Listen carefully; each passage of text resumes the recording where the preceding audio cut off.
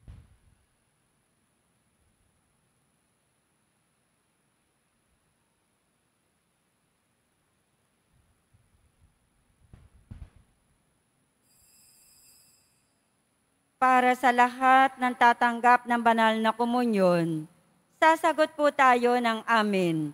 Pagkasabi ng pari o ng lay minister ng katawan ni Kristo at isubo agad sa bibig bago umalis sa harapan ng pari o lay minister.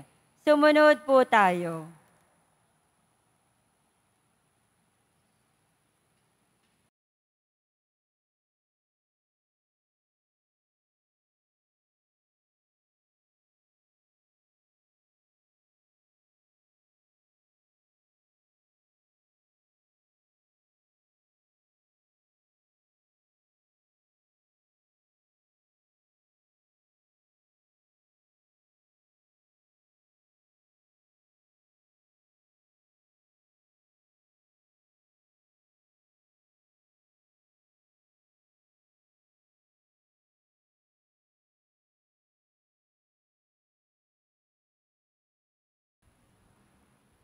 Manalangin tayo. Ama naming mapagmahal, sa pinagsaluhan naming banal na pakikinabang, ang aming nawang pag-ibig ay lalong madagdagan ng ginawa namin sa pag-alala sa anak mong mahal na nag-utos ipagdiwang ang huling hapunan sa pamamagitan ni Jesucristo kasama ng Espiritu Santo magpasawalang hanggan. Amen. Ngayon naman ay panalangin natin ang ating mga minamahal na yumao. Mga kapatid, ating ipagdasal ang ating mga minamahal na yumao at ang lahat ng mga kaluluwa sa purgatorio.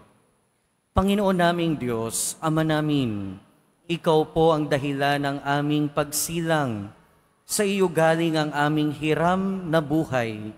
Buong kababaang loob po kaming nananalangin at kaming nagmamakaawang kalugdan mo po ang mga kaluluwa ng mga pumanaw na sa mundong ito. Sila naway magkamit ng buhay sa iyong piling. Alisin mo ang anumang mga karumihan ng kasalanan upang sila ay maging marapat sa iyong walang hanggang kalinisan. Iahon mo sila mula sa purgatorio at bigyan ng puwang sa iyong kaharian sa langit. Kapayapaan kailanman ang igawad ng may kapal sa mga yumaong nagsipanaw. Sila naway silayan ng iyong ilaw na walang hanggan. Amen. Mapanatag nawa sila sa kapayapaan. Amen.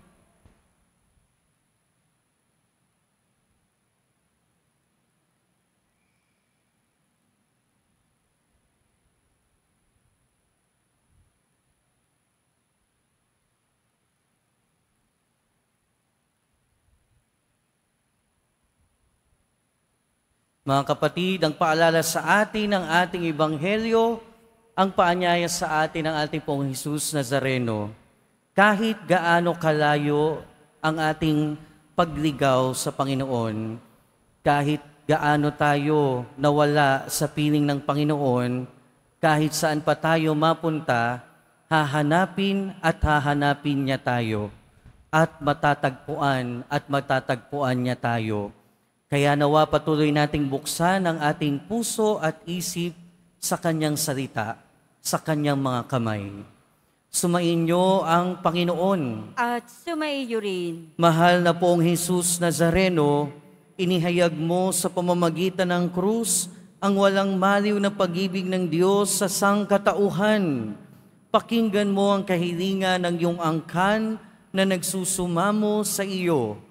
Makamtanawa nila ang inyong katugunan at tanggapin ang kasagutan na may utang na loob na tinatanaw. Basbasan din po ninyo ang mga daladala nilang imahin at dasalan. Sa pamamagitan ng bendisyon na ito, naway maalaala nila ang mga pangako nila noon sa binyag, na ikaw ang kanilang iibigin at paglilingkuran bilang Panginoon, magpasawalang hanggan. Amen. At pagpalain kayo na makapangyarihan at mahabaging Diyos, Ama, Anak, at Espiritu Santo. Amen. Humayo kayong taglayang kapayapaan ng Pong Jesus Nazareno. Salamat sa Diyos.